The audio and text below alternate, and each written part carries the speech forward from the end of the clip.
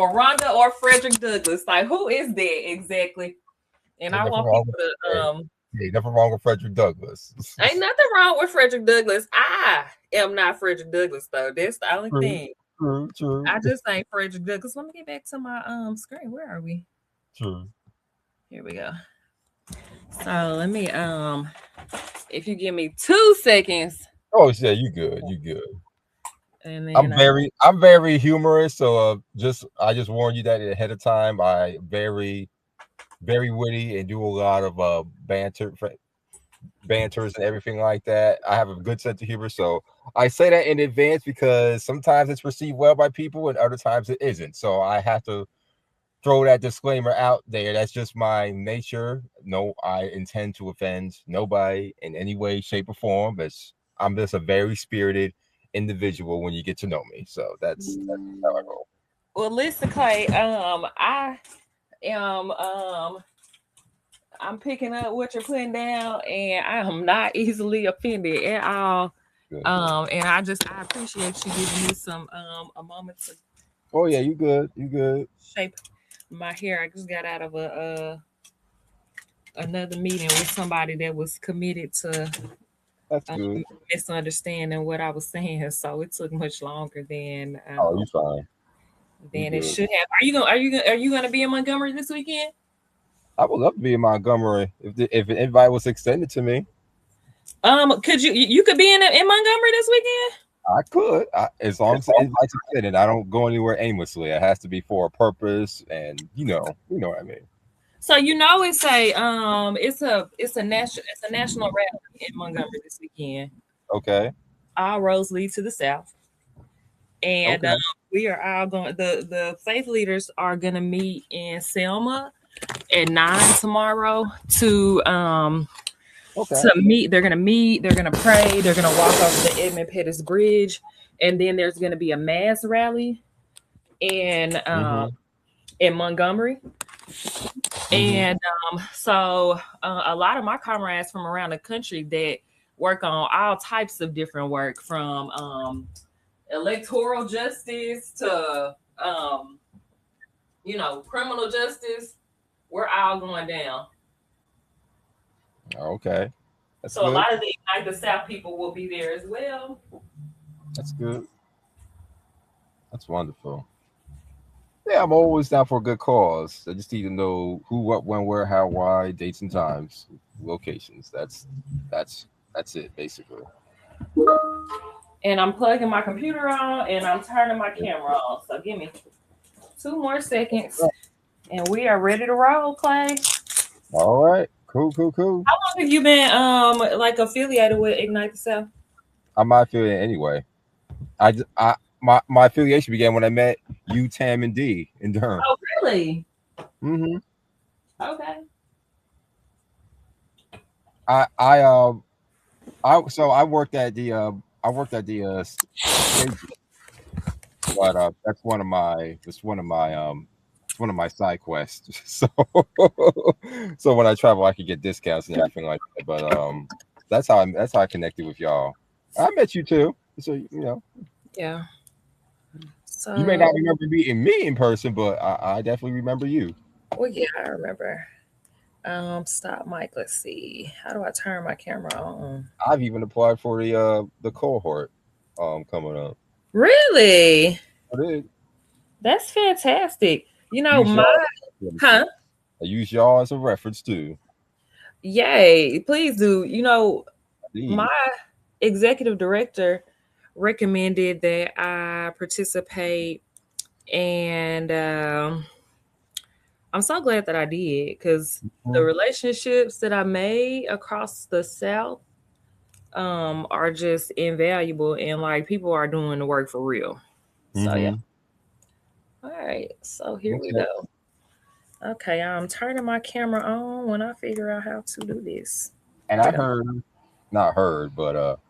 you were you have a famous backstory too. That's what the people say. That's what they say. It's what the people say. Yeah, but, it's a small world out there.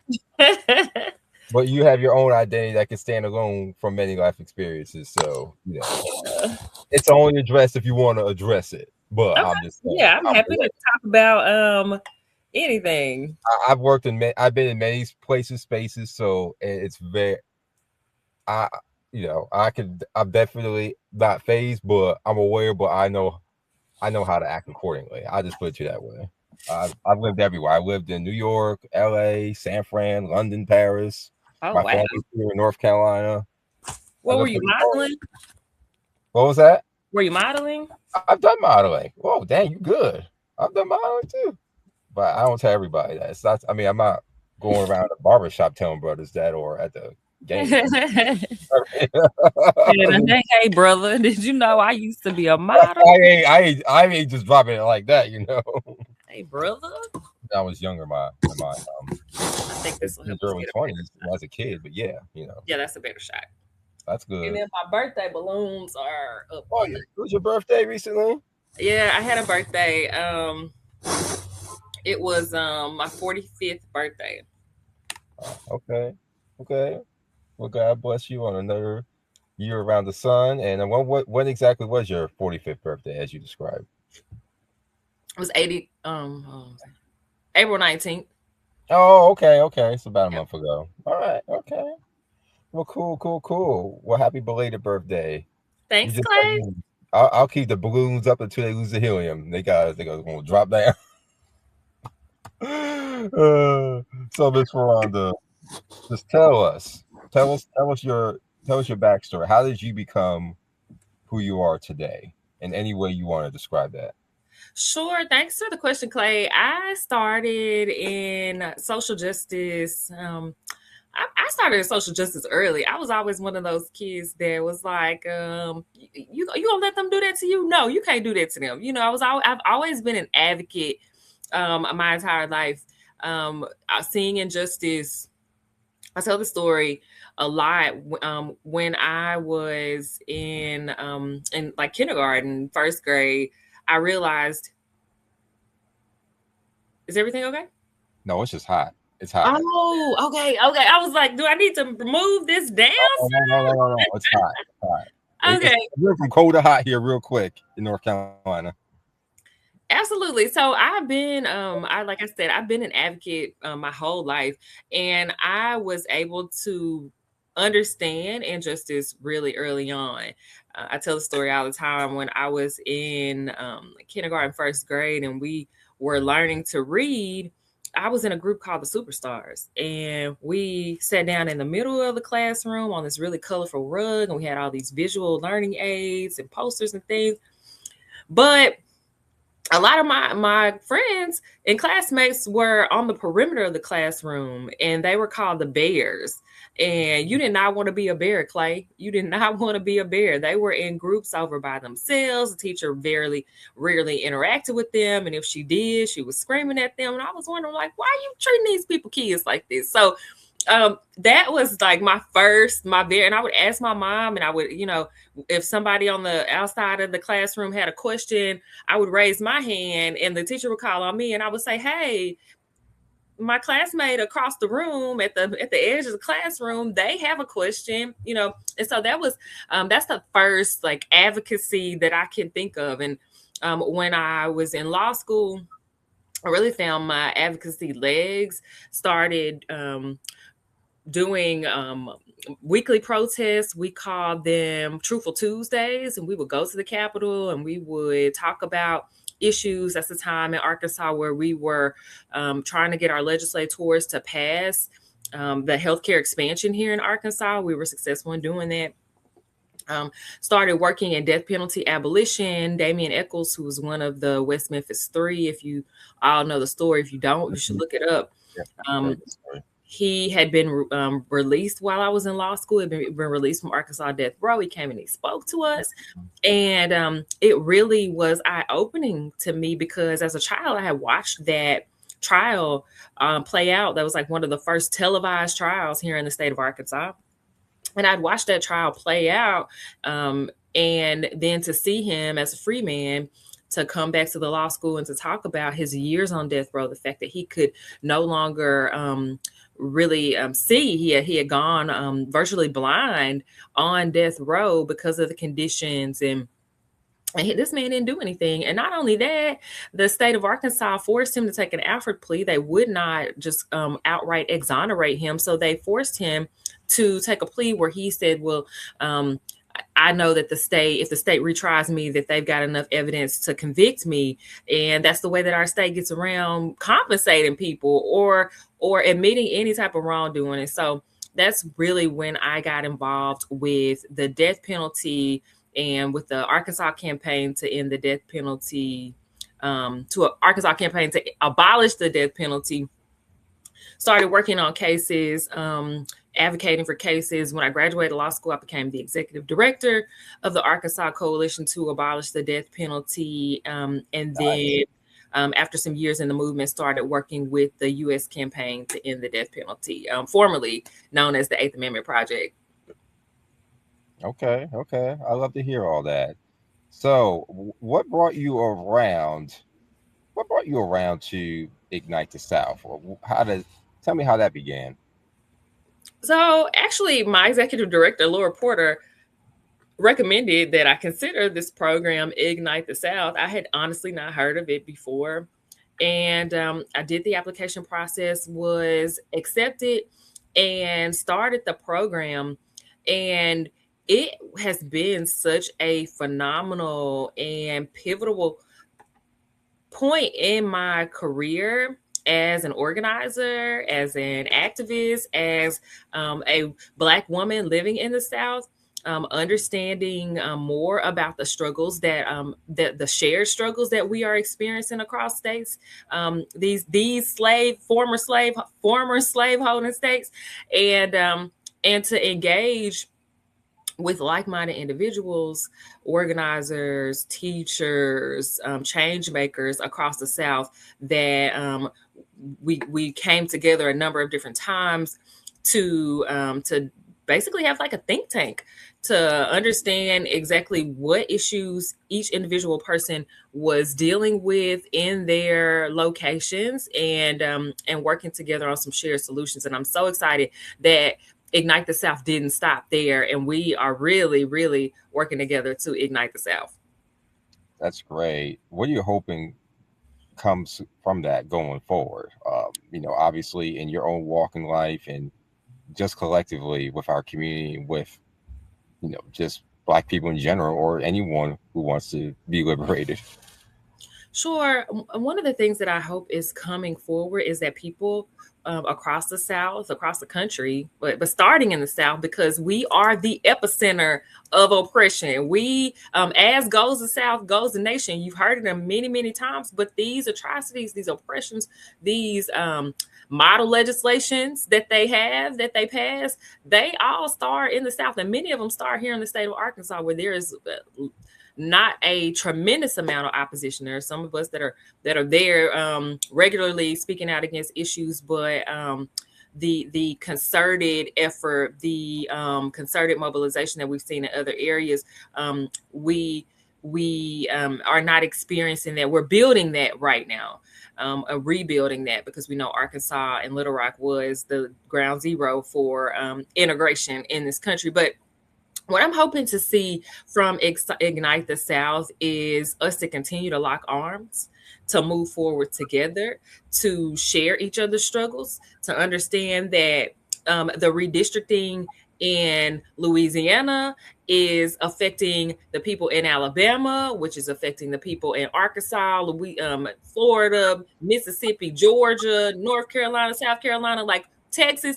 We are in this fight together, and that's how we move forward. We move forward together, and we can do so much more when we work together. And so that's what I'm not hoping comes out of Ignite the South. That's what's coming out of Ignite the South. Like, all roads lead to the South. We are on our way to Alabama now to support our comrades that are doing this really important work to fight back against the dismantling of the Voting Rights Act. And so that's what has come of Ignite the South, like a coalition of people that, hey, you can call and say, pull up, I need you, and we're coming. That's cool. Have you lived in Arkansas your whole life?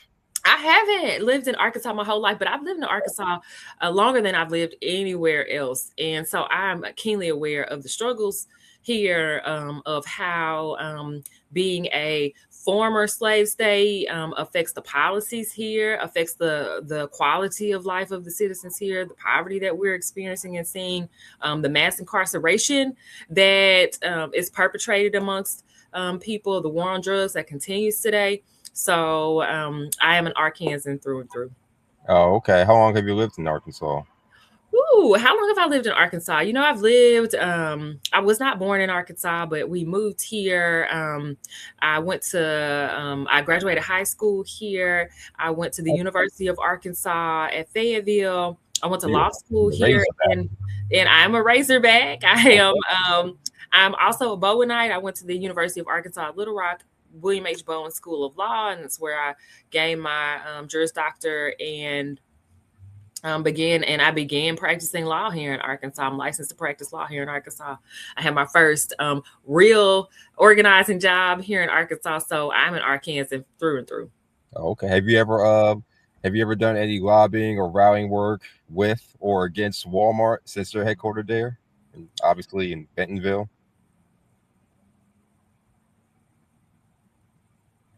You hear me? Next question. Okay. Okay. Okay. So yeah, I see that you have a backstory where you were once a contestant on America's Next Top Model. Would you like to share any bit of that past, or has it shaped you at all to where you are today? Absolutely. That is a fun fact. In a former life, I was on a little reality show called America's Next Top Model. And that was a unique experience. It was an experience that has worked to shape my worldview and to expand my horizons in ways that I had not the ways that I expected, but in some valuable ways. And so I'm really appreciative of the relationships that I was able to build on America's Next Top Model. As a matter of fact, I was on season 6 of America's Next Top Model, and my castmates and I recently convened. We had a reunion. We actually met up for my birthday, April 19th. And so we were all in New York City downloading, chatting with each other, bringing and reminiscing about our time on the show, catching up with each other. Like, we are all grown women now. Most of the girls have families, husbands, and children. And so lots of pictures being exchanged. But it was a really good time for us to come together, especially after the groundbreaking Netflix documentary that came out in like February of this year. So it was a really good time for us to come together, to love on each other and really to heal, Clay. That was a really... a lot of people might not think so, but it was a really traumatic experience for a lot of the participants. And so it was really good to come together with my castmates, people that had that shared experience, and to really download, to catch up, and to heal. Do you, given the controversy, since you did bring it up, and of course, just like with the Walmart, you can say next question, but do you have any experiences that were negative or that are consistent for what was being portrayed in that Netflix piece? Sure. It was really cathartic to hear other stories, other girls' stories. Danielle Evans, she's from right here in Little Rock, Arkansas. She was a season winner, season 6. And when I participated, and to hear her story, her experience, and being such an amazing, breathtaking, beautiful woman, and then having so many doors closed in her face simply because of her participation in the show. And then for the producers, Jay Manuel, Tyra Banks, for those folks to essentially admit that they knew that participating in the show was going to prevent us from having the modeling careers that they had promised us and that they were dangling over our heads. To hear them say that our participation in the show would be the nail in the coffin for many of our modeling careers, or the level of the modeling career that we hoped to experience. To hear that was really heartbreaking. And in addition to that, to hear some of the other things, like we knew that they were not picking our best picture. We knew that because we posed so many different ways. We'd taken 1,000 pictures, and then they come with this crazy looking picture. Like, what is this? And then when we would say, "Hey, that's not my best picture," they gaslight us, they'd abuse us, they harass us, and make us feel like it was our fault. We need to take responsibility for this jacked up picture that they intentionally picked. And to hear them admit that was it was infuriating.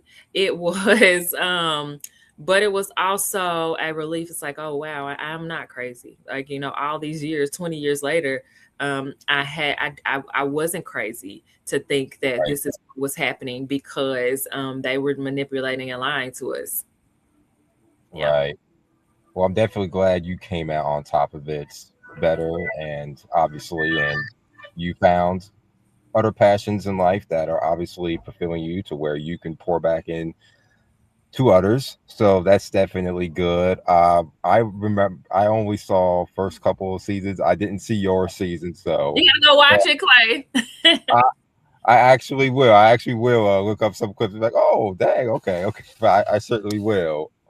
Since you give me your blessing too. So yeah, I could have done that, but I didn't want to like taint, but you get that. You get all that. But anyway, that's good. So just kind of moving forward from that, we're in a big midterm election year, obviously, and what are some of the big issues in Arkansas right now that you are, or even candidates causes, especially that you're focused on, that are on the ballots, or just anything in between? Our Arkansas legislature has special session this year, and some of the things that have gone through is, while our poor citizens are struggling to eat, we're cutting SNAP benefits. We're giving tax breaks to some of the highest earners in this state. We are divesting from public education, and we are funneling those funds to private and charter schools by way of vouchers, so that people can formally divest from the public education that hurts our most vulnerable populations. I think the figure that came out here in Pulaski County, Arkansas, is that we've got about 6,000, I think, third graders that could be retained because of their performance on a standardized test. So we've got some issues here. We are one of the highest states for child mortality and in childbirth. We for child poverty, for food insecurity. Those are all issues that we should be addressing, but the governor is addressing things like anti-woke, which is code word for anti-Black. Let's keep it real. Yep.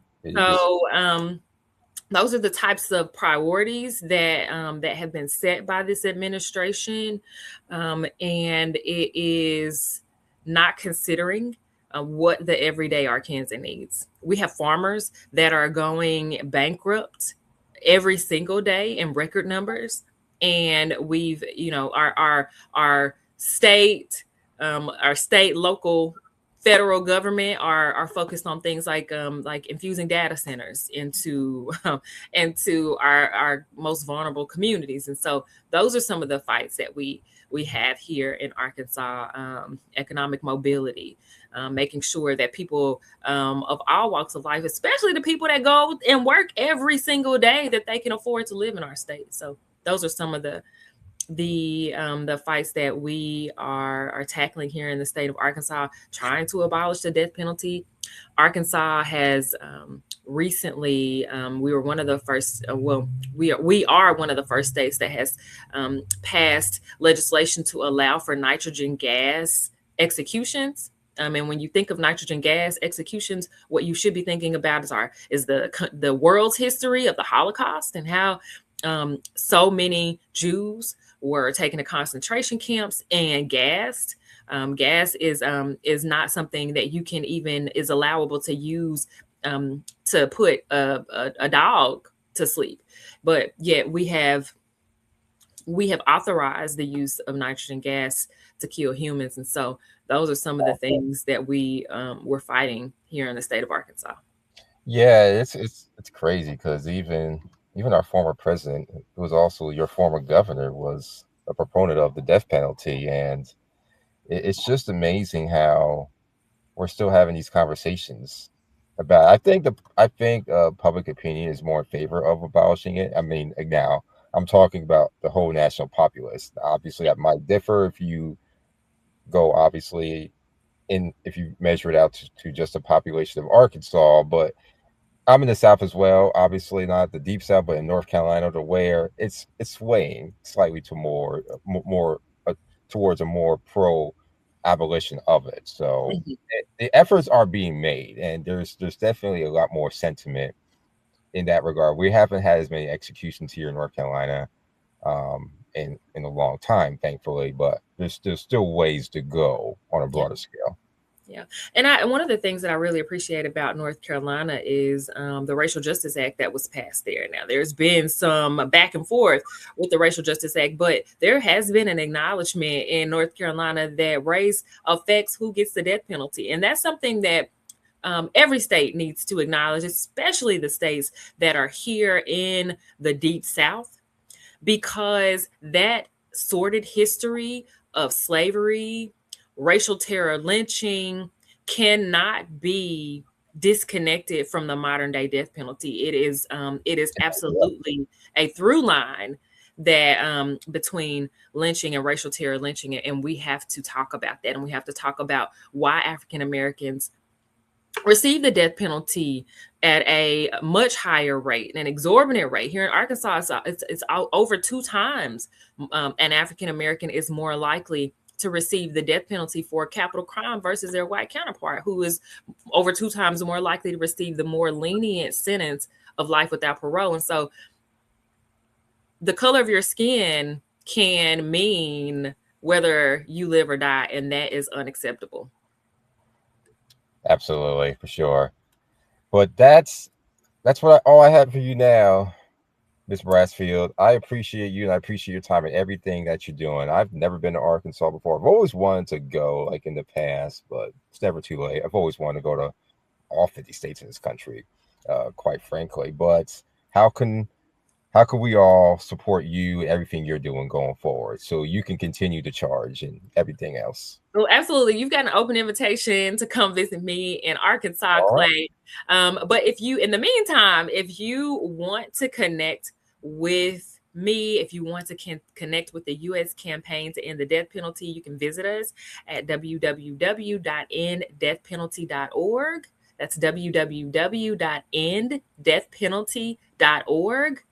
And we'd be happy to get you engaged. You can look on our website. You can see what's happening with the death penalty in a city or state near you, how you can get engaged, what are the state organizations that are working on death penalty abolition in your area.